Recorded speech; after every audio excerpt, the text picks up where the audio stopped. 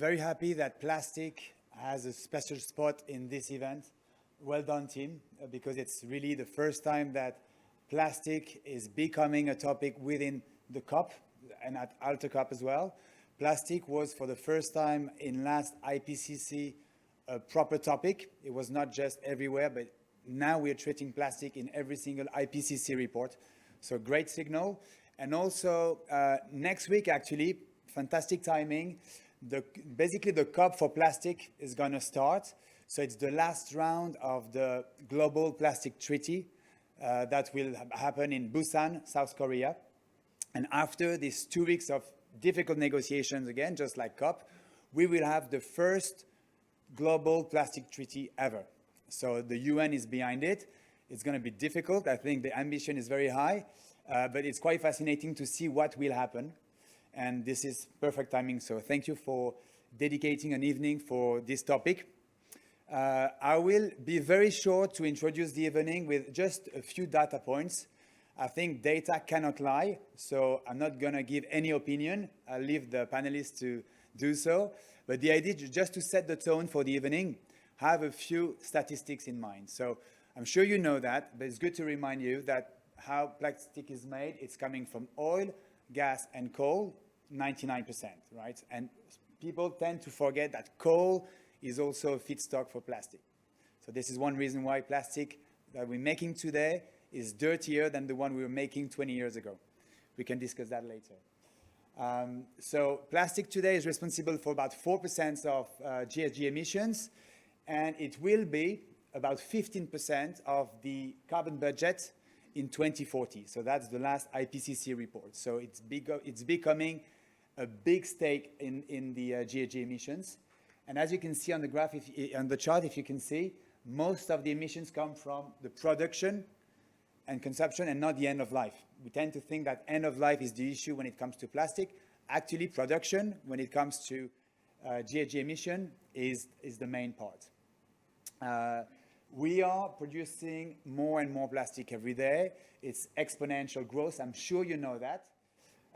But before 1950, it was none. And now we produce about 500 million tons every year.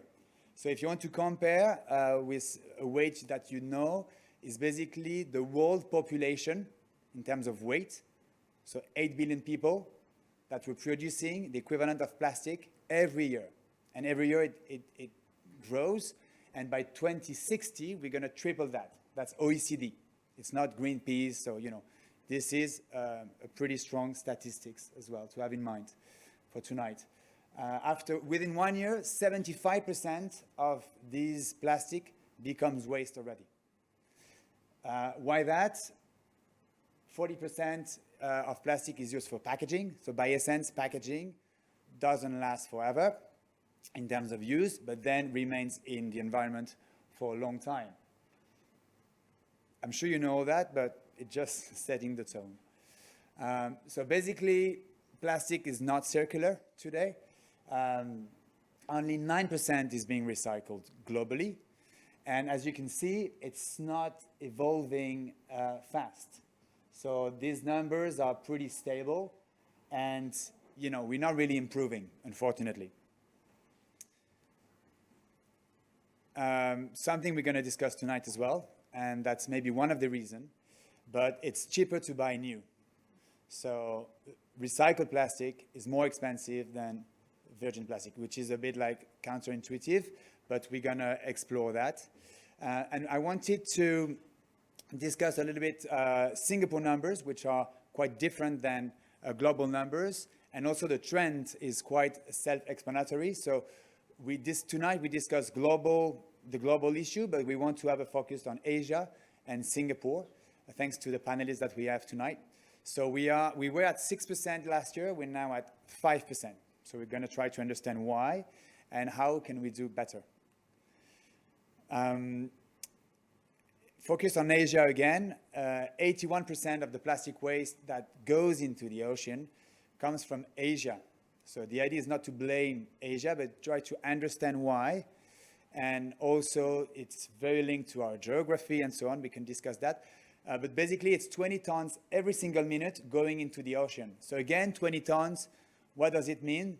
If you take like an aircraft, Boeing 737, empty, it's about 40 tons. So every 2 minutes, you have the equivalent of the 737 going into the ocean. And this is old data. Honestly, now the more recent data is even more scary. So tonight, the idea is to have these numbers in mind, the orders of magnitude, understand the emergency, and how vulnerable we are and how we can do better. We want to spend time on solutions. This is really key.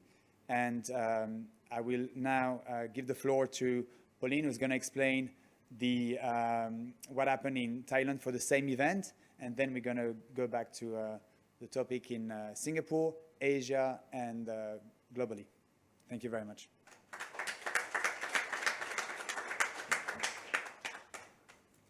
So good evening, everyone. I am the Executive Director of Second Life, based in Bangkok. So we are a social enterprise that is collecting and recycling the plastic waste from the coastal area and the remote island of Southeast Asia, particularly in Thailand. And to make it happen, we are working with waste picker and local communities. So I am here tonight also with my other hat to represent the Matcha Initiative Thailand chapter that we started this year. And we had the chance to have our own AlterCOP event last week on recycled plastic supply chain in Thailand. So we have a short video.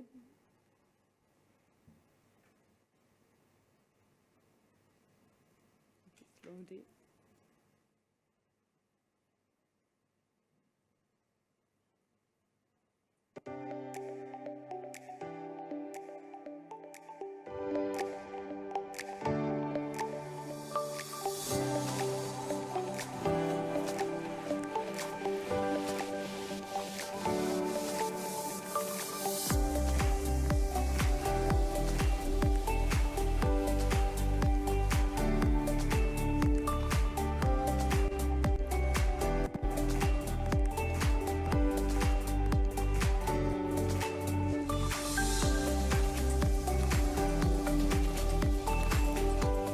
So the most difficult or the problem for people who collect, if we can sell all we collect, we will not get any plastic leaked to the ocean. The problem is not just only the recyclable thing. We have so many packets, so many, like bottle that cannot be easily recycled, or having some PVC content, or have, different quality of PET mixed with the high quality one. And then it end up with, landfilling waste. That is the major problem that we are facing at the moment. Recycle is more than just a brand. It's call to action to create a recycling loop that protects the environment and future generations. Together, we can rethink our actions and help revive the ocean. Obviously, this goes hand in hand with the brands, whether it's Vallieres or Doe or whoever, and it goes together with us consumer. Today, the reality is if I want to buy, and I think there are few recyclers in the room, but if I want to buy a recycled PET, it costs me 40%, 50% more than virgin PET. If I want to buy HDB, it can cost me 50 to 70% more than HDB. So this will be a significant impact into our cost, into the brands, and obviously the consumer. Like Nestle or the other brand, in the news monitoring, we would put them as the competitor news. But at the Pro Thailand, we work together hand in hand as the colleagues, and we kind of sharing the idea and knowledge and how we gonna achieve this together as the working as a steering committee for that.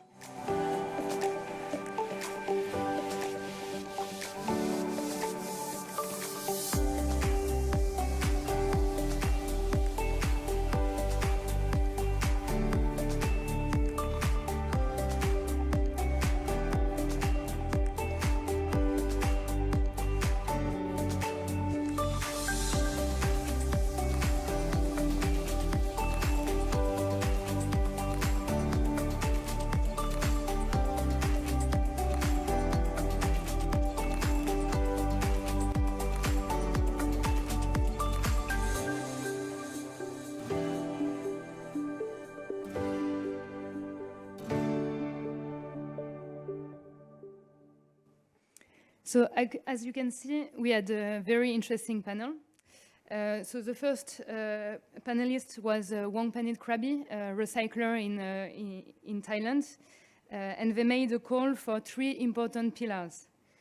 One, when building the plastic waste value chain, we need to ensure a fair revenue sharing along the value chain, especially for waste picker and local communities. 2, we need more collaboration on the eco-design of plastic packaging to reduce packaging that cannot be recycled. And 3, of course, we need EPR, so extended responsibility producer regulation in Thailand to get the financial resources to develop waste collection infrastructure. Then we had Hasenoehrl, a Thai startup that is producing upcycled and recycled products. So their products are not only alternative to products made of virgin plastic, but they also help to raise awareness about plastic pollution among the Thai people. We had Dynapack, so plastic manufacturer. Sebastian chose to change things from the inside. So he emphasized the need of regulation to impose a mandatory minimum recycled content in the packaging and increase the demand for recycled products to make sure we have a competitive market for everyone. And we had Mondelez International, brand owner. So in Thailand, they have achieved 98% of recyclable plastic packaging content. But now their challenge is to make sure it is effectively collected and recycled. So we had a very interesting conversation, and we were really happy because it really felt like the Matcha initiative spirit, but in Thailand, with people that are ready to change and address the tough question. So in Thailand, the collaboration around sustainability is just starting, but in Singapore, it's already a hot topic. So it's going to be great to learn from Singapore experience. Okay, thank you very much, everyone, for being here tonight. I think we can just dive in.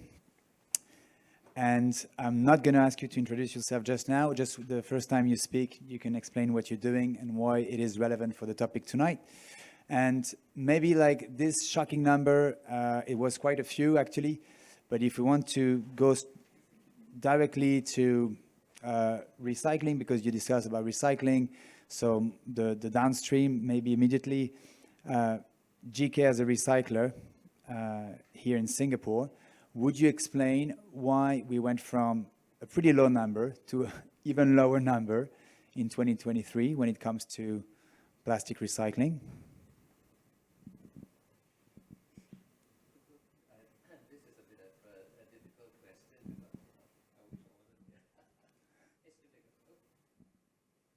We know you like difficult questions. That's why you're good at it.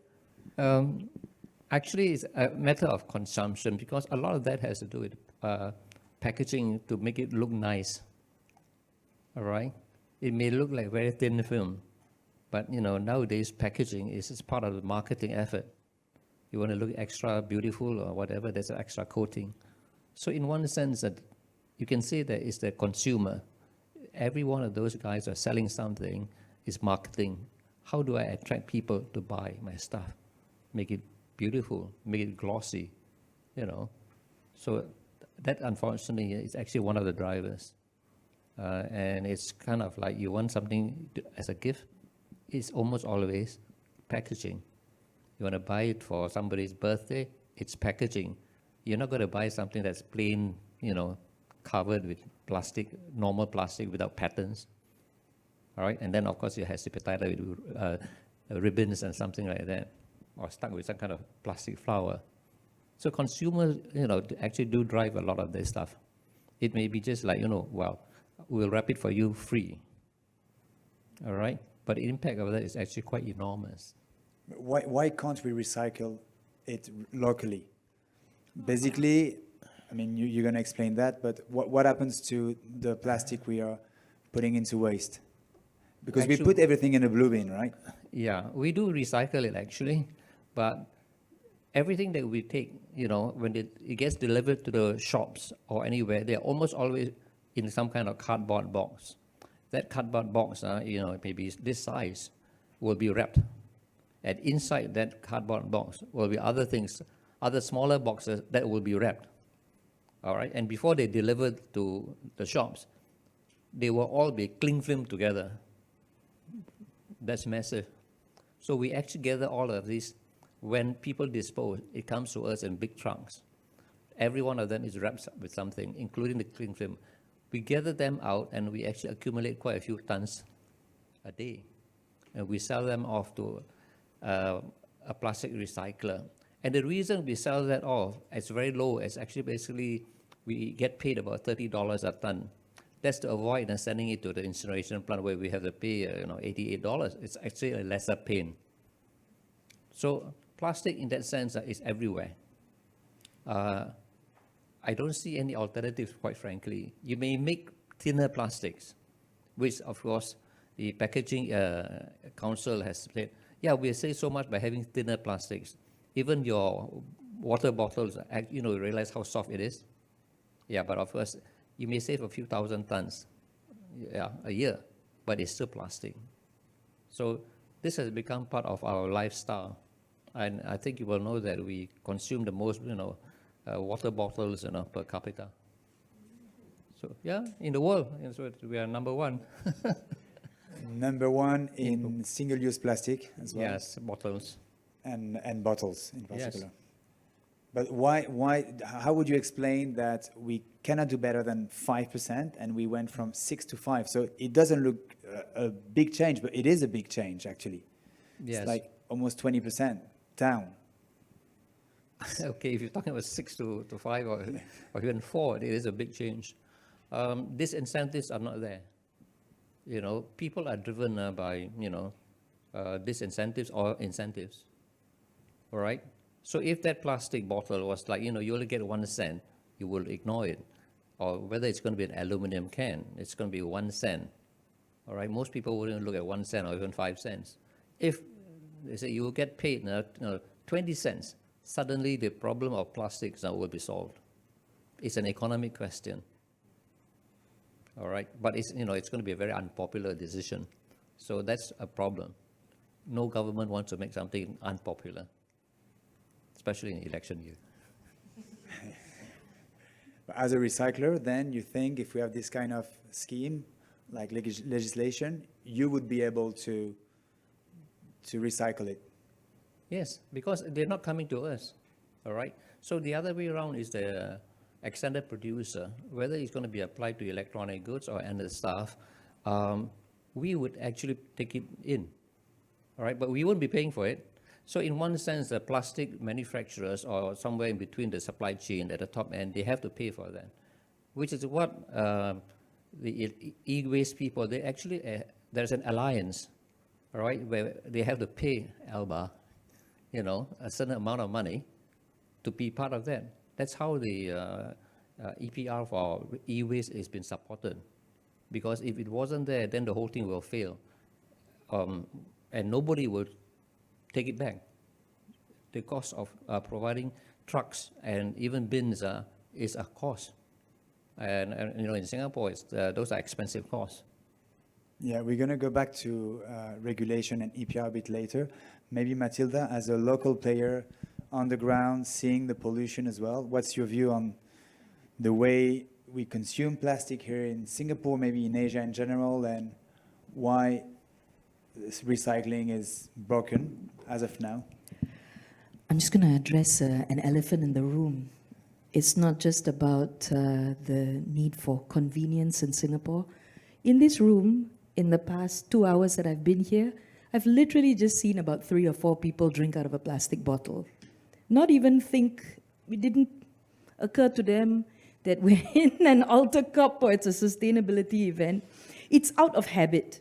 Again, not going to point fingers because this is being recorded, right? And I'm not going to, I don't want to lose friends, right? I've lost enough already. But GK, we still ping you, right? Okay, great. I think there is one thing that all of us in Singapore worship above all else, and that's convenience.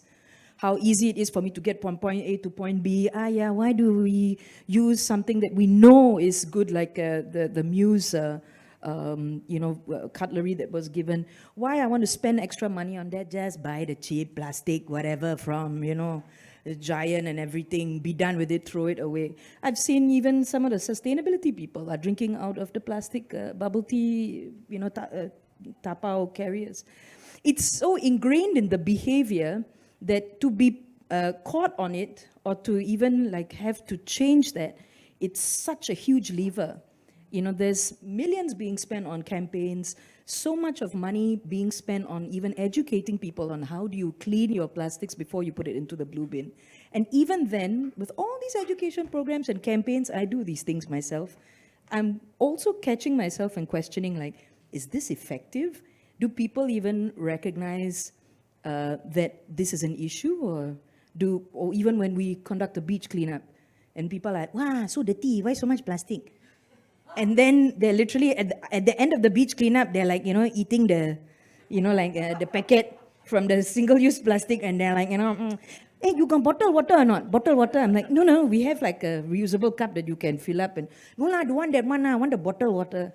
And this is also like where I think where we are in Singapore, as opposed to other Asian countries, there's a disconnect. And, that's also the bit that is really interesting, that I'm also really trying to deep dive and understand why do we have that disconnect. And it's painful for people like us who so I run Ocean Purpose Project, where based on the beaches in Pasir Ris. So on a daily basis, we are doing beach cleanups. On a daily basis, we are also trying to figure out how we could turn this into other things, or to also diagnose where that plastic is coming from. And time again, the single-use plastic issue is, of course, that's the majority of what makes up that waste. But here's another kicker. A 5-year-old kid, last week we had a beach cleanup, was like, hey, after we collect all this plastic, right? Wait, can you show me where's the recycle bin on the beach? To which, I don't know if you know this, there's no recycling bins on any of our national beaches. So that's again like where, when you want to talk about, I think GK was talking about infrastructure, and you want to talk about why there's no recycling bin on the beach, because the waste is so contaminated. How are you going to recycle something that has so much of organic contaminant? And this is one of the big issues that we're also trying to tackle, which is, it comes back to the cost issue, it comes back to the reluctance to move away from this waste to energy system, which, let's be also straight up and honest, in 70s, 80s, waste to energy as a way for us to remove all that plastics, they made sense at the time. But again, time is changing and tech is changing, so we need to change too. Yeah, I mean, but to be fair with Singapore, the plastic that it's in the ocean is not coming from Singapore. I mean, the waste management system in Singapore is very robust, and you mentioned waste to energy. Most of our plastic is going to the incinerator, not into the ocean, right? So do you think that because we have this very robust waste management system where we produce energy from it, that we're not incentivized to reduce our waste, because basically we see that as a resource as well? I don't think when the auntie is asking to double up or triple up the plastic bag at the NTUC fair price, she's like, it's okay, ma, we're doing waste to energy. Lee Kuan Yew said it's okay. I don't think like that factors into the decision. The convenience comes top of mind. But I will say this. For example, we're working on things like plastic to fuel or plastic to hydrogen. In order for us to have a conversation with the government to say that, okay, we want to redirect all of municipal plastics, industrial plastics, as well as ocean plastics to be then seconded into production of hydrogen. What we're doing is we're taking away something that is high calorific that assists the rest of the waste in Singapore to burn. So now comes the second part of this uncomfortable conversation, right?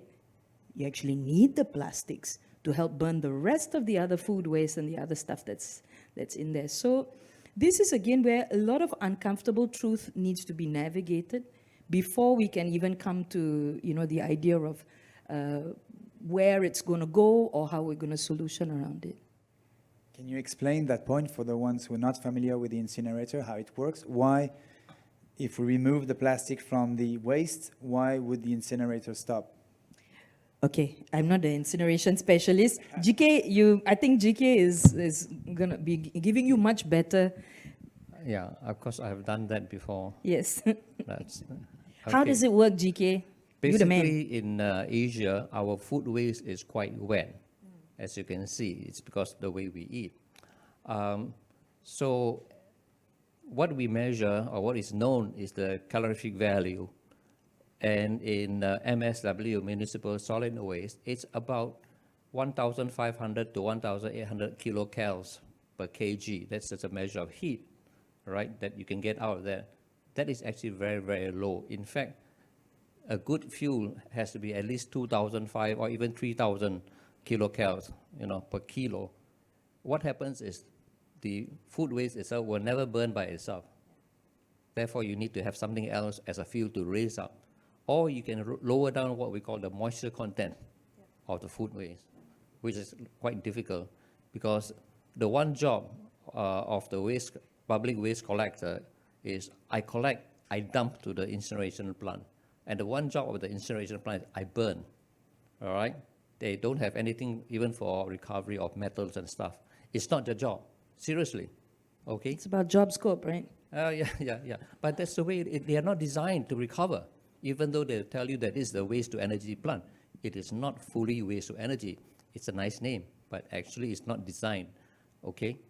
So in order to make up that calorific value, we actually need something like plastic.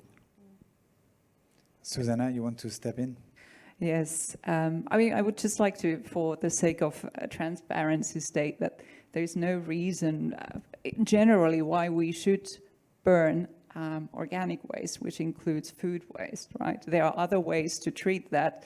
Other countries do have mechanisms of segregating it in the waste collection and treating it, because ultimately there's also a lot of nutrients in food waste which would like to return to the soils to again grow food with the same nutrients. It's also a loop, Nutrients go from soil or growing medium to plants to humans, and then we also excrete those same nutrients. So we should also think about that in circular waste. And this can actually be a very profitable business as well. Australia is doing this very well. So I'd just like to question the notion of needing to burn organic waste, including food waste. Yeah, the longer term, of course, the new project that's coming out, Tuas 1, separate the water and so forth and get gas out of all the sewage water. Biogas. Yeah, but obviously, that kind of project has been delayed. All right, there's a big infrastructure project. It was like the world's biggest incineration plant is going to be up there. Yeah, and that's a problem. What you said is actually quite correct. They don't actually do any sorting out organic waste. That's fundamentally, if I were running a small company, I would actually separate the organics and the water. The water is the main one. You can't actually burn water. So, and we have a wet waste. It's like 70% moisture.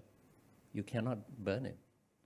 So basically, if we recycle 100% of the plastic, then we have to do something else with the organic waste. So, like compost or biogas.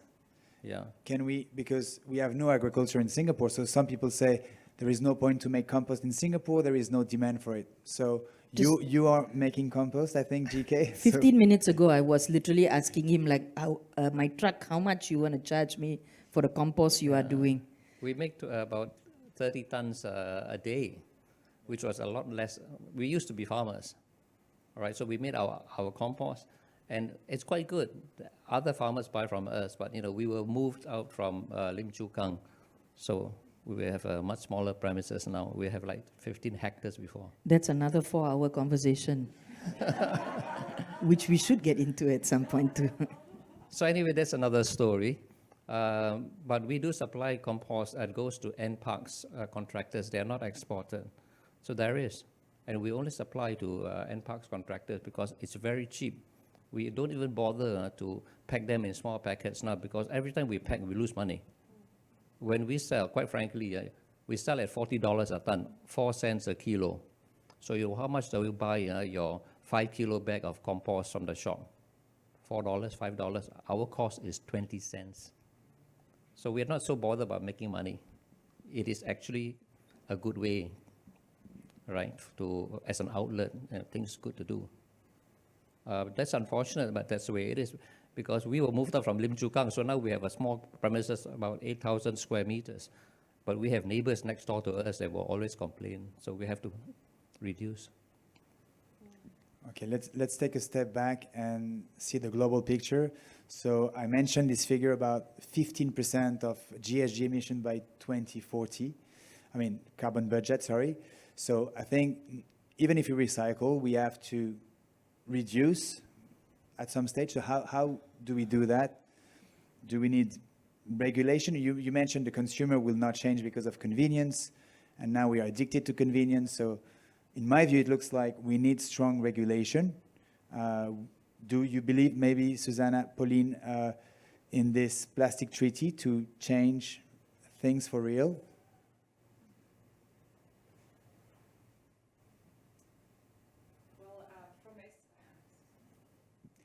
So from SAP's perspective, this upcoming UN Plastics Treaty is a historical opportunity to actually change things at scale globally. We have seen around the world that voluntary schemes don't usually work, and it does take this kind of global consensus, hopefully, and rules to actually enable the enterprise sector to follow rules, to invest into better solution, because investments are required. And some of the key aspects of the treaty that is being currently negotiated are, for instance, the phase out and restriction of chemicals of concerns in the plastics, as well as also the same restriction and phase out of problematic and avoidable plastics. So one of the objectives of the Plastics Treaty is to establish such higher level principles that the countries around the world are then expected to put into regulation and legislation. And we believe that this kind of global treaty will actually support the national regulators in putting such principles and regulations in place. I would also like to highlight the fact that the Global Plastics Treaty is not just about recycling. If you're familiar with the principles of circularity, as for instance the Ellen MacArthur Foundation has laid out, these are elimination of waste and pollution, circulation of products and materials as long as possible in the value chains at the highest value, and regenerating nature. Now, what does that mean in the context of products and packaging? This means that we really need to look at the design of products and packaging.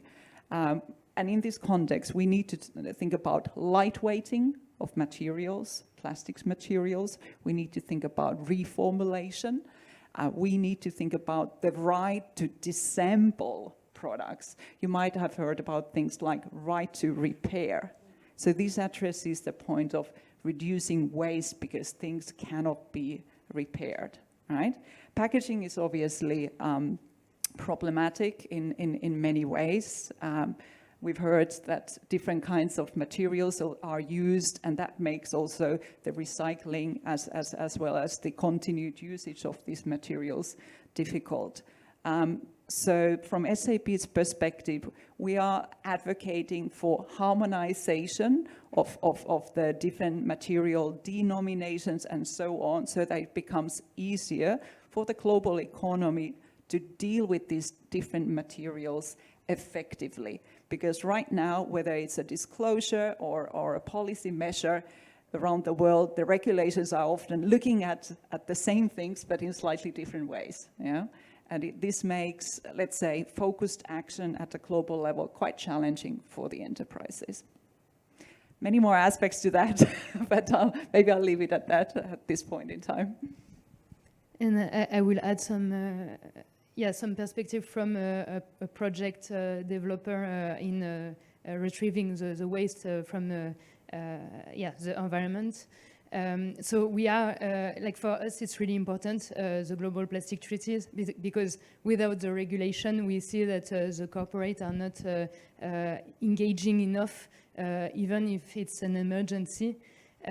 So at least the conversation is starting, even if we don't expect so much from this treaty, because the negotiations were difficult and yeah.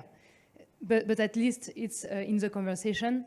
And for Second Life particularly, what is interesting for us is to start having a talk about the plastic footprint of companies and also how do we finance all of this downstream measure. So right now, our company, what is functioning well with our company is the plastic credit mechanism, which is kind of the same idea as the carbon credit. And because companies, so our partner, are taking responsibilities for their plastic footprint, we are able to finance an incentive to collect this waste where there is no like waste management infrastructure or system.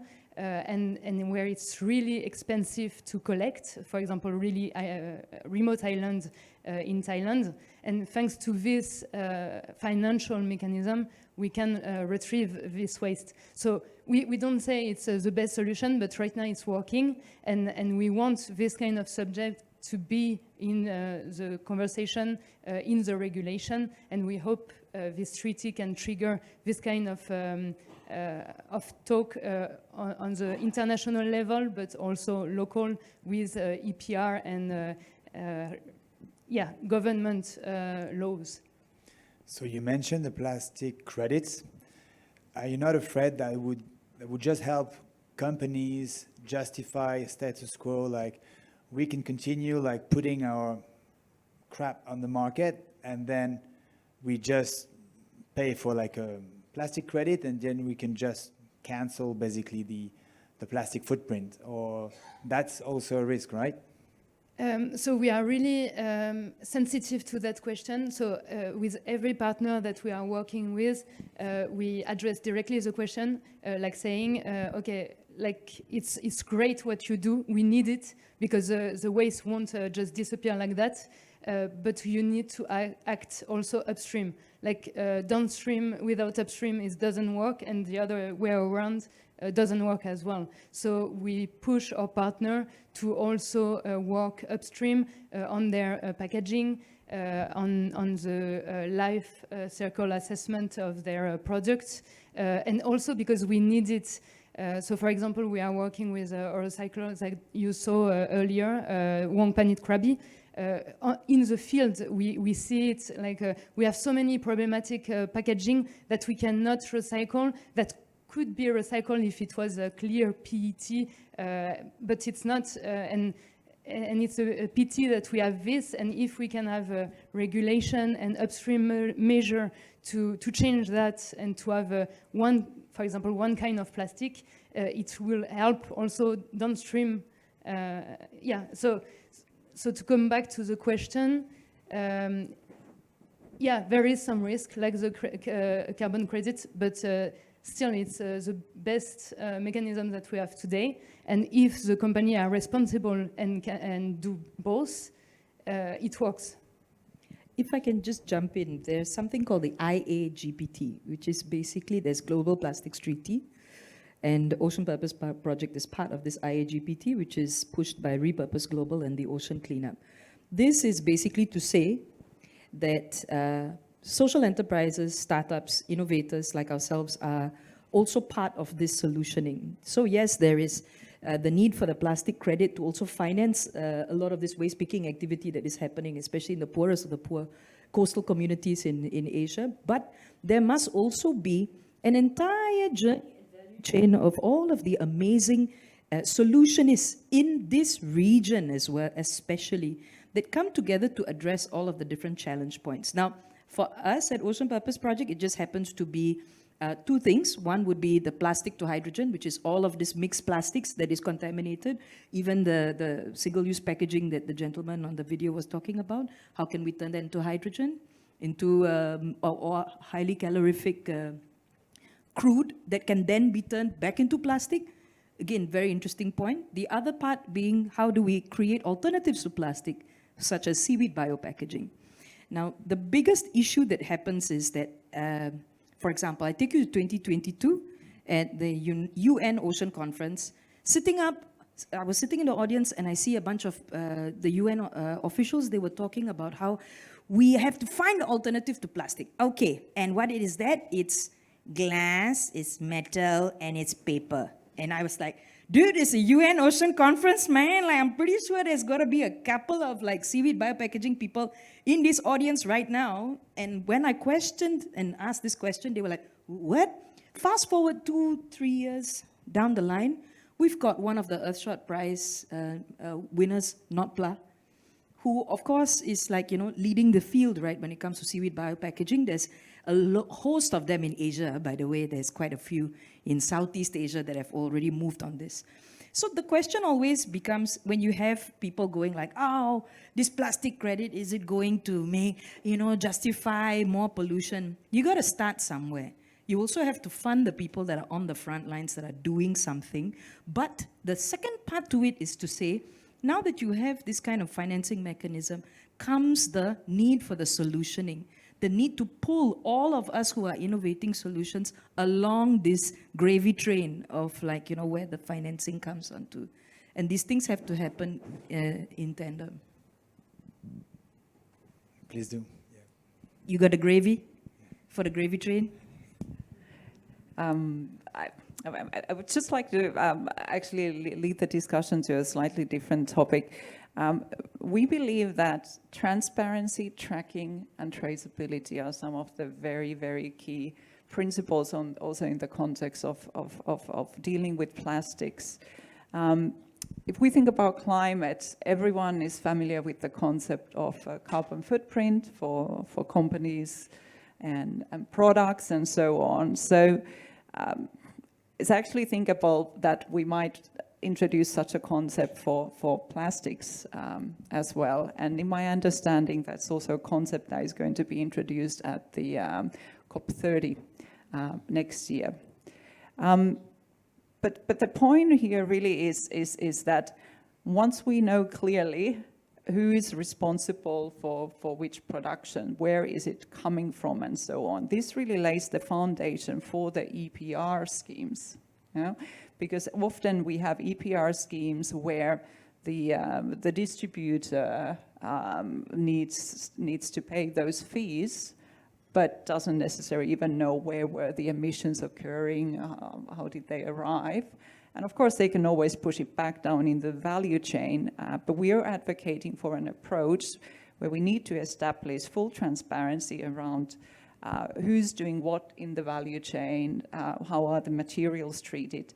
And this goes back to the topic of having data and transparency and the technology in place to pass on the relevant plastic information from one party to another in the value chain, and then obviously pass on the responsibility for the the costs related with the end-of-life treatment along as well, because today it's mostly the municipalities that are bearing the cost of picking up waste, not the producers, which is which should not necessarily be the case. Can I add one word that I agree 100%? I think the word to be added is real time. Anybody that has been submitting all of these programs and like having even anybody who's doing plastic credit, right? You do a VERA methodology, how long it takes for you to submit all of this stuff. I don't understand how come a 19-year-old social media influencer can have a dashboard like on 5-6 screens, but we cannot do these real-time journey in terms of how all of this data is being mapped in 2024. So that's, I think, like a big challenge that SAP or other companies would be able to address. Yeah, I mean, transparency, data, this is great. But when I look at the numbers, it's pretty obvious that we need radical change. It's not like we just need to be more transparent and report and so on, and this, we speak now of the emergency, right? So I don't think that just reporting and being transparent will do anything. And I think as a material alternative expert, you know that potentially we need help to make these materials able to compete with plastic. Today, everyone is willing to change, but companies say it's too expensive or I don't want to be the first one. And to your point, it's the plastic treaty and the negotiation there, it's the typical triangle of inaction, like companies say we need regulations, regulators say, oh, we need the industry to change, and the industry say, oh, the consumer, they want convenience. So how do we make that change, because, it's great to be transparent, but it's, in my view, it's not enough. What do you think? But you have to realize that everything comes out from a few sources. The oil producers, that's all fossil fuels. All right. I mean, obviously they're making billions, and they're also saying it's not my baby, not me. But somebody has to go, but it all comes back to the oil that comes out. So maybe the small amount of tax on that has to go into all the alternatives are developing. Who's managing it? All right. But the fact is, come back to financing. Yeah. So it still goes back to the oil companies.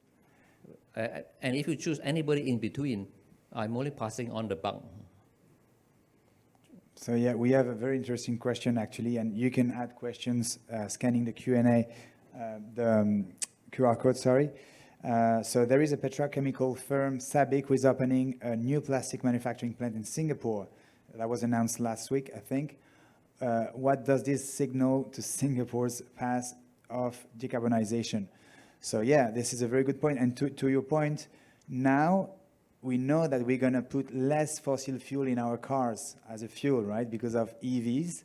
So the industry is really pushing for materials and plastic. So this is a perfect example. Now the refineries and all the plants are making more of these petrochemicals like naphtha, so we can make more materials from fossil fuel or fossil resources, right? So, and this is very transparent from the industry. What do you think about this? The need to find new downstream, of course, because we're telling them we're going to EVs. We are talking about decades to turn it around, unfortunately. So in one sense, if you look at a waste-to-energy plant or even one of these new refineries, will it be there in 30 years? It was designed for 30 years, 20, 30 years. So the switch over to renewable energy, clean energy, is going to be taking much longer, 2050, 2060. So in that sense, can you consider their project as a temporary project, of 20 years or 30 years? It's a transition, all right? I mean, it looks like 20, 30 years is only a transition, a short transition. It's a long transition. But the oil industry, we are still needing it anyway for now. It's not going to change. But we need to make that change soon, last year or last 10 years ago.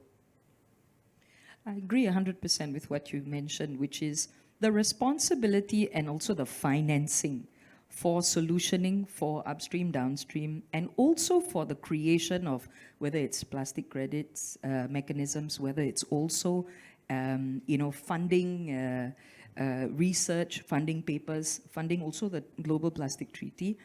I challenge the person who asked that question about SABIC to tell SABIC, why don't you fund this stuff in Singapore? Why don't you create a division within this new facility that you are going to build? If the pushback is, let's say, okay, a government needs to generate jobs, right? In a recession, government needs to have jobs, need energy. The young people who graduate from the university need to work somewhere. That is what this idea, I think, I don't know, I didn't have a chat. Why you bring this up? I didn't have this conversation, but this is what I assume. The second part of it is to say, hey, oil and gas, what's your role in this? If anybody is going to be able to have the expertise and the infrastructure and the technical knowledge of how to actually work these polymer chains. After all, what is plastic? Plastic is actually a combined of 4 words: pliable and able to be shaped. Did you know that? That's what plastic stands for. This is a term from the late 1800s. So again, the first plastics are actually resin-based. They use organic material. So again, if we really want to go back in history and look at how that plastic, the first plastic in 1869 was derived, it was basically because people were using tortoiseshell and ivory to make, cue ball for the billiard. And so this guy called Hyatt invented this kind of plastic or this kind of polymer. And then from there came something. So here's where it gets interesting to me, which is if they are the ones that also hold the purse strings, they're also part of the solutioning, which is where our role, for example, we've actually tried to enlist 42 engineers from the petrochemical field to say, look at our plastic to hydrogen unit. Look at what we're doing with plastic to fuel. I want you to tear apart our project. Tell us why this does not actually optimize yield. Why is this not following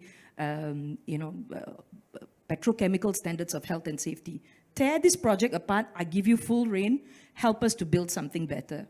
And that is again where, in our small little project of plastic to hydrogen, again, we have more failures than successes. But what's happening here is that we start to see these engineers open up the heart more than the mind and say, okay, you are coming from a different perspective of how you want to actually also address all of the different kinds of plastics, right? And how that can be brought back into, different processes, and also how that can be turned into different kinds of petrochemical products, which again for me is I want to understand how are these things actually put together. Secondly, they have the funds.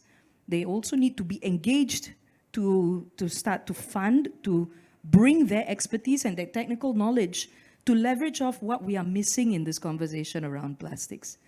And again, the third thing is coming back to what does plastic stand for, right? Pliable, what was it again? Exactly, and able to be shaped. Pliable and able to be shaped. And the origin of plastic is from organic material, which means it's been done before. That's how it got started in the first place.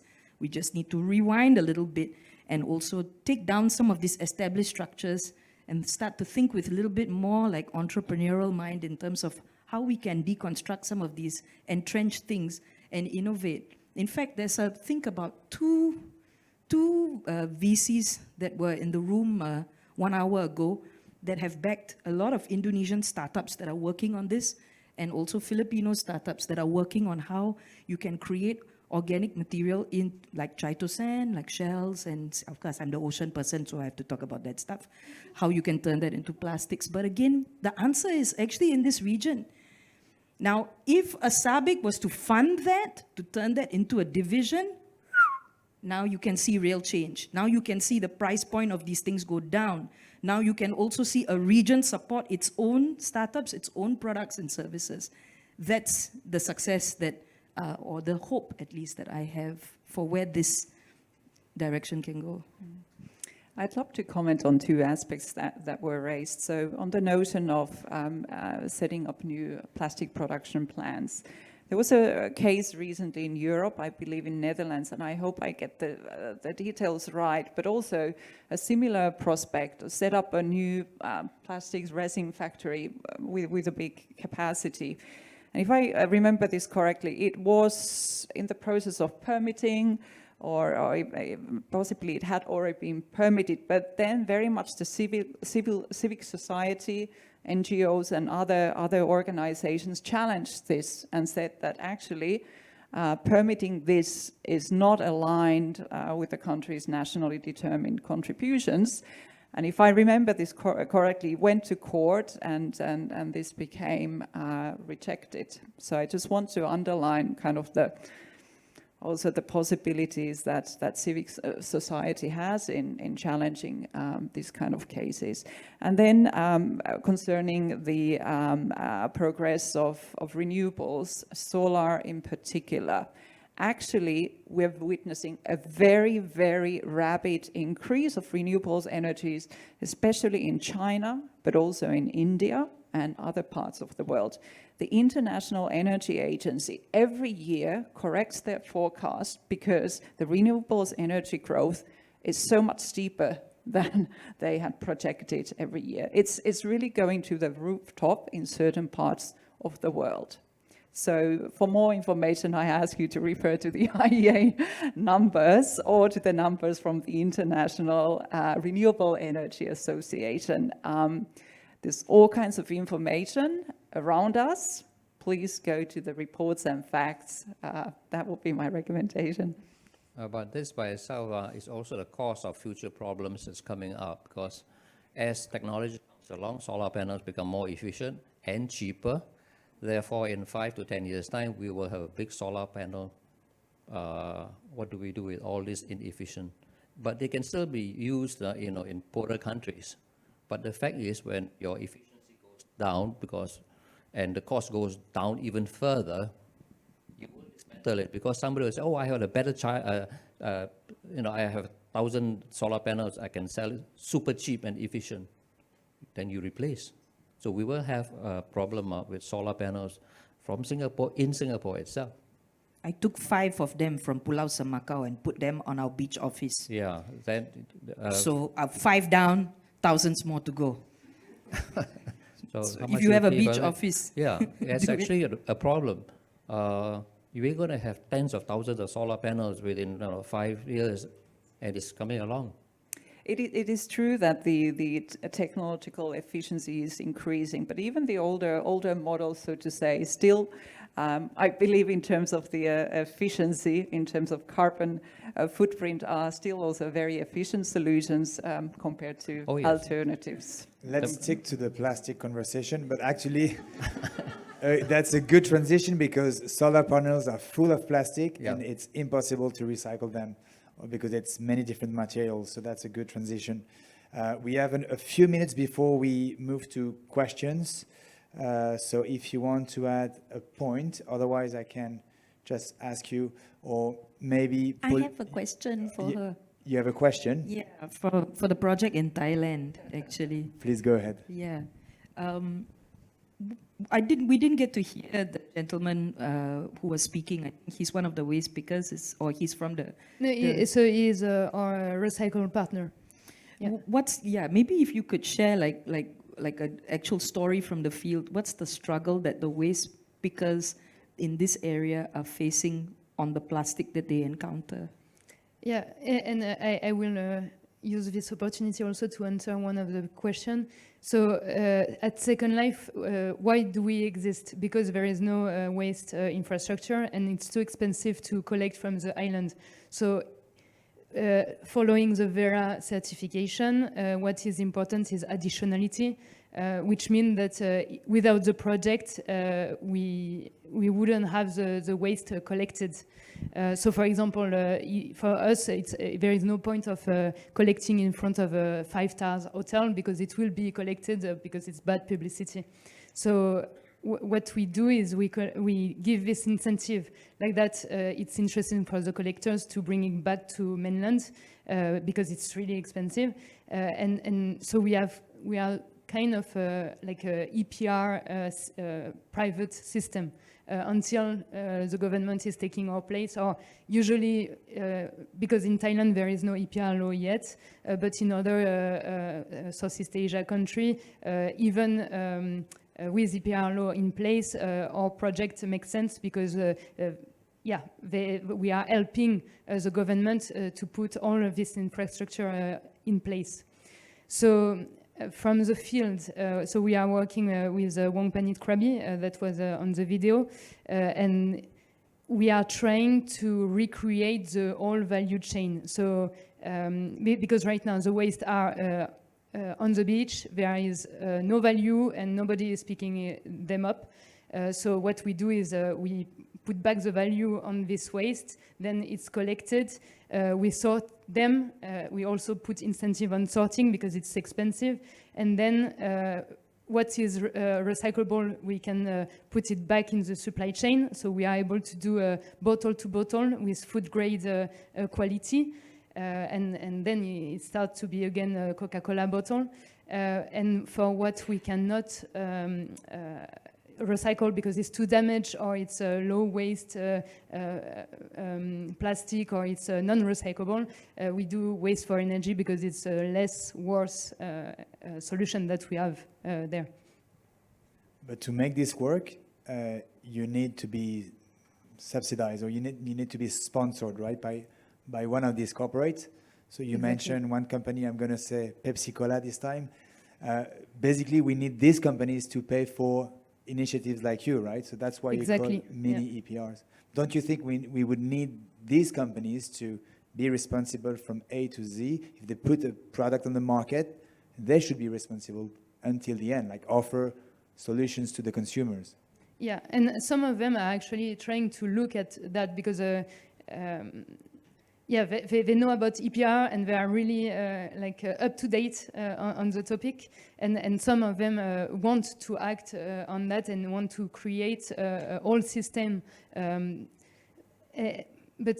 but they still, the majority is still saying, okay, we wait for the regulation because it's we need the same rules for everyone. So then we are stuck because the regulation takes time, and in the meantime, the situation is getting worse. So that's why we need our current partner, because they are not waiting for the regulation to act, and thanks to them, we are able to collect. So this year we reached 5,000 tons in 5 years, which is huge, because actually like a waste picker network, so no technology, waste picker network is so efficient to collect the waste, and we need also to have them into the conversation because they are so important in the current system, and we shouldn't forget about them in the next regulation.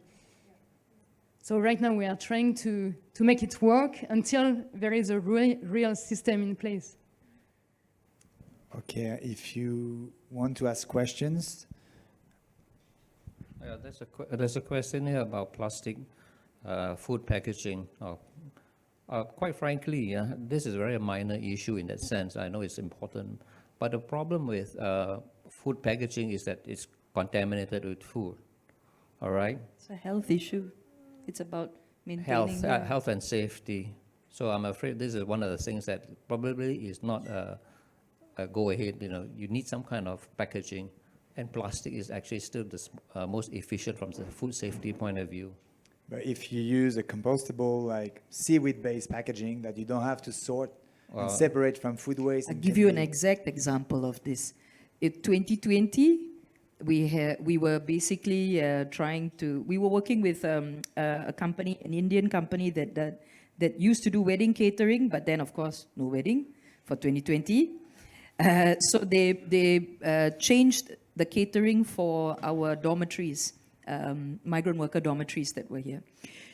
We were sending at least 1,200 meals out. So me and all of my beach cleanup volunteers, they were like, oh, we need to come out of the house, we need to do something. So, we would pack all of this food, cook all of this food, because the usual workers who prepare this, they're stuck in the dormitory, right? Now, we proposed for us to use the seaweed packaging as the packaging that will then contain this food, breakfast, lunch, and dinner, and fruits and vegetables for the migrant workers. Since it's 1,000 packs per meal, that's 3,000 meals a day. We have a fantastic prototype, right, for us to test this, and then to also show that there was no waste and things. It came back to the issue of, look, these workers are in the dormitory. They should be served food in packaging that maintains its integrity, and also it's a health and safety issue. Sure, I know you're trying to be sustainable here, Mathilda, but you also have to make sure that the packaging of the food items that reach them, and that the food within it also, of course, with these kinds of seaweed or organic packaging, there's also a threat to bacteria, right? So that's again where we tried, we failed, but the conversation started. And so it's this constant battle, right? Okay, it's not going to happen in 2020, not 2021, not 2022. But it requires the solutionists who are on the front line to also be thinking, how can we actually figure out this issue of, and I'll be honest, our seaweed bioplastic, I mean, that stuff, the shelf life, 3 weeks. It's not good enough. It's not good enough to be, you know, sold to anybody in this room who's like, okay, girl, you got seaweed bioplastic, I'm ready to buy from you. It's not good enough to do that. And I have to be open and honest about it. I'm not going to, like, you know, try and sweet talk anybody. But again, it's literally, we had an experiment done with these secondary school students from Dunman High. They discovered that some of the herbs that we grow at the OPP Beach Hub, when you add that to the seaweed bioplastic formulation, it's actually increasing the shelf life, at least maybe 1-2 weeks. So that's again where, you know, little experiments that we do with citizen scientists, with schools, with even professionals that come on board, with polymers experts, with packaging experts, helps us to get slowly but surely, we don't get funded for this stuff, this is purely passion project, to just figure out what's the gap that needs to be addressed before we can actually turn 100% organic material into plastic substitute. But I would like to also challenge the perspective of kind of always needing to, in quotation marks, use single-use products. I give you an example. Coffee shops, tea shops, don't we all like them? Yeah. This comes back to design. Most of those places of business are not designed to wash mugs. Yeah, it's not the configuration of the shops. Yet you go there, you sit down. Why should you use a single-use plastic mug? Yeah, also chemicals of concern and all that. I always make a point of going there and asking for the normal mug. Most places they need to first go and find it, right? So this is a design principle again, and there are jurisdictions, Europe, that has actually banned these single-use mugs and cutleries and so on. So my point is, yes, we have use cases where you don't have alternatives to single-use medical and some other, but in real life, we can actually design businesses, services, experiences differently. It comes to food service as well. Why should everyone have a single-use plastic bento box? I mean, there are alternatives at events and so on. Yeah, we have to be a bit smarter at a higher level. At our event, we go old school South Indian style. It's banana leaf, Fantastic, rice, and yeah. So you eat with hand. No need cutlery. Just wash hand. Just about the coffee shop example, they're not designed for cleaning, but it's also because it's more expensive to clean on site rather than just giving away this almost free plastic packaging, right? So if it was cheaper to clean, or if you had an incentive to cheaper to clean, they would clean. Or regulation. Regulation again, yeah. Do you have questions from, yeah, over there? Hi, thank you for your sharing. I have 2 questions. The first one is on chemical recycling. I think it wasn't covered, but I heard that there are 2 types of recycling. One is mechanical, one is chemical. And I think a few years ago, NEA conducted a feasibility study on that, but the results were never reported. So I was wondering whether you have any opinions on that. And the second question is for Pauline. Just now you mentioned that you're able to produce food-grade recycled plastic, but I also read IPEN report previously that 99% of recycled plastics are chemically contaminated. So I was wondering whether that's the same experience for you or whether you have ways to avoid that problem. Thank you. If you can start. I can start. Okay. This part. So, because when you think about ocean-bound plastic, you imagine already the PET bottle floating in the ocean. Actually, where we are acting is also like on really remote island where the waste is not yet in the environment, but nobody is picking it up. So if we are not there, it will end up in the environment, but we are picking it up and bringing back to mainland. So in that case, the PET bottle, for example, is not contaminated, and we can do food grade. Of course, we cannot do food grade quality for all the waste that we collect. Yeah, I can take the chemical recycling, but I think GK will probably give better numbers and statistics than I can, but I can address to be honest, or I haven't actually even seen that documentation. We have requested quite a lot of help for us to be able to do plastic to hydrogen and even plastic to low sulfur fuel. One of the difficulties of chemical recycling that you might have probably, you can Google this and you can find this out. There's a lot of plastic to fuel that happens where it's pyrolysis, cheap pyrolysis machine. I mean, we did this in 2019. We also went $10,000, cheap machine. You convert the plastics into fuel, yes, but then you are releasing a lot of these VOCs and other kinds of chemicals. The fuel itself also, yield is not fantastic because it's got all these kinds of trace elements, whether it's, you know, silica or other kinds of heavy metals and contamination. So one of the key things also that's interesting for us is that we are leveraging off the collective intelligence of the Southeast Asian and Asian region. There are amazing partners that we work with from India, from Thailand, from Malaysia, and of course Indonesia, that are advising us on some of the issues that they have faced when it comes to plastic to fuel, and also with our Indian counterparts on the next jump into hydrogen. The idea that we are going to magically just jump from plastic into some kind of and capture all of the recycled materials, that takes a lot of effort. The magic behind it, right, is all the technological innovation behind the mechanical recycling and making sure this is as efficient as possible, and whatever's left over to then go into chemical recycling. Now, again, it sounds great, the yields vary. If you have this one, your HDPE type 2 that sits inside a plastic to fuel machine, you're going to get much higher yield of and higher calorific value of the fuel. If you just have a bunch of like PP, plastic bags covered with organic material, your yield is going to go down.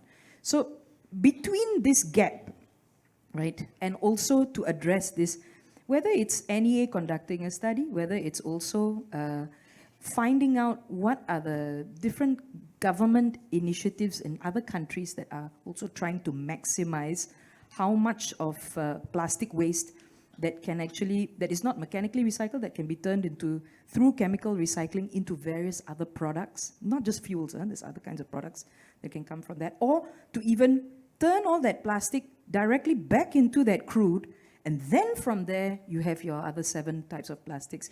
These are all things that are being innovated and navigated in Asia. So I come to the point of, just because NEA says so or doesn't say so, it's not the end all and the be all. It's AlterCOP, right? Which means that this is, the whole world is basically like, you know, has different innovation and technology level that we can leverage off. The second bit is to also figure out how do we also create these value chains where there is the plastics that can be mechanically recycled, your bottles or even the type 2s. Then there is the ocean-bound plastic or ocean or even coastal plastics. Some people make a differentiation. How we can actually just make sure that it's an efficient resource capture. That's all most of us are trying to push. But GK, I think you've got some numbers that you can throw on that. It's somewhere in there. Actually, very simple. It's all economical. Yes, agreed. Right? Mechanical is the easiest, very simple. You can handle large volumes and relatively speaking, quite low cost. All right? And you get relatively clean output. When you talk about chemical, then you're talking about different level of governance and operational requirements.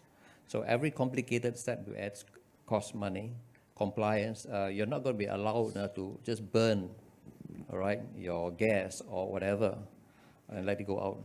In fact, you most likely have a lot of compliance because NEA will be asking all the things, what are you putting out into the air? What are you putting out into the water? And what are you putting out in the earth? You have to make all the declarations and they will check all of that because I've been there, all right? So chemical, it's quite tough. You do need special permit. Very special. They are very stringent about that, which is why that if you actually send things for recycling, and the cost is a lot higher than normal mechanical cleaning. Okay, so it's actually an economic question. What was that, the other one? In terms of why we haven't changed, I think this is also the tragedy of the commons. You go lah. If you believe so much, then you invest and put the money. And you're not talking about a few, tens of thousands, you're talking about a few $1 million. So which company wants to do that? And in the waste management, there are actually no engineering companies here, all right? It's all so-called imported technology. So who will risk? Will you want to put your investment in a new hotel or mall? Yes, easier. Because you know the ROI, you know the rent will always be there, you just collect the rent. And plastics recycling, you have no precedent. And who's taking the risk? Would your banker even put in the money? No. Yeah. I can tell you, $9 million for a plastic to hydrogen machine, 2 years, even with all the regulatory clearances from 13 government agencies, ain't nobody want to put money on that. Recently, there was an exhibition, I think just last week or so, for the plastic. It's the first one, in Singapore. So I thought there were a lot of people from manufacturing of the entire plastic line, right? Frankly, how many millions can you put up? There were lines, you're not going to get that size because we don't have the size. If you look at it, the only recycling we actually do is our cars scrapped after 10 years. We don't even have a basic, recycling facility for cardboard. We have a lot, I can tell you, because we collect. We also don't have anything for really making the plastic that we have into pellets. I know of two small companies, they actually do make film pellets again. But why isn't anybody rushing to invest in them? I'm quite sure they'll be quite happy, all right? But in fact, they actually signed an MOU doing, with the VIPs, witnessing and so forth. But the reality is, if you are a board, are you going to buy into an old technology? You want to put in something fanciful, right? Deep tech. Yeah, we've got deep tech. Quite frankly, my company, Envcares, when people ask, we have no technology, But we are very good in handling many tons of waste. We don't need big tech. We have people from the automation society. When they come and walk around, can you tell me something better? So what is a solution that can be better than what we are doing? I would like to know also. So far, they never came back to me. All right? Yeah, so to your point, basically, chemical recycling, it's pretty cost effective and it's already very difficult to be profitable. So chemical recycling it's a big bet from the industry. And this is high tech, high maintenance, and super energy intensive as well. Yes. Let's keep that in mind. We can take one last question from the audience. Yeah. Hi, everyone. Thank you for the really exciting conversation. So my question is, there was a zero waste master plan launched by Singapore in 2019, and I don't understand why, if Singapore has such a reputation for being good at governance and can set an example, why has it been so slow to implementing regulations towards all the waste and plastic issues you've been raised during the whole day? Yeah, thank you. I think this has to be me. Okay. The other Singaporean on this panel is not going to touch this hot potato. I'm not speaking from the point of obviously what the government. I will be speaking on behalf, or not on behalf, from Zero Waste Singapore. How many of you have heard of that? Oh, good. I'm the chair. All right, so not good. No, but actually you have to realize a lot of these active policies developed by NEA, quite frankly, you cannot just develop. In one sense, the problem is NEA itself. They make policy. They don't implement projects. So they have to get a lot of feedback from, and feedback takes time, all right? And implementation also takes a lot of time. Essentially, what do you do? Whether you're NEA or any other agency, you have to be like a postman. You have to deliver. And before you deliver, you got to implement. Are you sure you're correct? Actually, within so-called 4 glass walls here, we do get consulted quite a lot of times, all right? Not necessarily that they listen to us, but they will ask what could be the reaction, because you need the ground experience. We did many public needs also and broadcast. For example, we launched the Zero Waste Singapore, Zero Waste BYO many years ago. before they finally got around to changing it and making it a law. Yeah? So you have to do all of that. And quite frankly, all this feedback takes years. Let's face it, how long did the Return Your Tray program, soft sell all the advertisements of millions of dollars? How long, how many, 5, 10 years, 10 years? Yes. All right? So I'm afraid they are quite sensitive about trying to get it right. But you have to understand, you want to get it right, but how long do you want to get it right? They want to get it perfect. Well, yeah, well, then it's going to be, a bit long. I think maybe I give you an example of what is commonly used as the big success story, the Singapore River and the Singapore water story, right? If I'm not mistaken, the former Prime Minister Lee Kuan Yew had this idea of cleaning Singapore River and then also creating a total local reliance on our own water system, 1979. It took 10 years of discussion and fighting and and this is the man who gets the job done. I say you do. It takes 10 years. And there's a famous quote, I'm paraphrasing, but it literally goes, I will go and I will find who is the engineer or who is the person responsible for not moving this forward. And even then, it took 10 years. But this is again where if you look at this, we take it for granted. We take it for granted that, and I drink water straight from the tap in the beach toilet, right? Is that clean? That's, for me, the big, I go that's my pride of my country. It took a lot of time. It literally took a lot of feasibility studies, also failure points that had to be reiterated and and tweaked in order for the Singapore water story to move forward. Now, can this be replicated? Yes, but it also needs to have the champions, right, within the country, within government, to also say, okay, we will find where is the actual choke point, right, and move that forward. That requires the resilience of spirit to do. So, you kind of have exemplars like GK who's been in the recycling business for a while, who's able to give you these numbers and the challenge points and the difficulties. How many young people that are in this room are willing to go down his path of running an actual recycling facility to do that tough stuff? Now, if you've got 50 GKs, then I think the zero waste master plan can be implemented much faster. But that requires, again, that resilience of spirit, right? Not just I want to show on the TikTok that, plastic pollution is a real issue, No, sorry, we cannot solve this by content creation. It requires, rolling up sleeve, and it also requires... I don't have TikTok anyway. It's okay, I make one for you. I think this is a very good conclusion. I would like to end At least up they're on laughing, this. at least they're laughing. Thank you, everyone. Okay. But it's unfortunate. It takes time and feedback, So sometimes you cannot wait for the final, wait for the ultimate. Let's do more research, and then we'll do more research on the research to make sure it's correct. Yeah. Paralysis causes analysis. Sorry, analysis causes paralysis. It is true. And not pyrolysis. Yeah. People like us in the business sector, sometimes we don't even have half the information. Please decide. Seriously, that is the difference between an entrepreneur and a civil servant. Seriously. I didn't say, Yeah. So.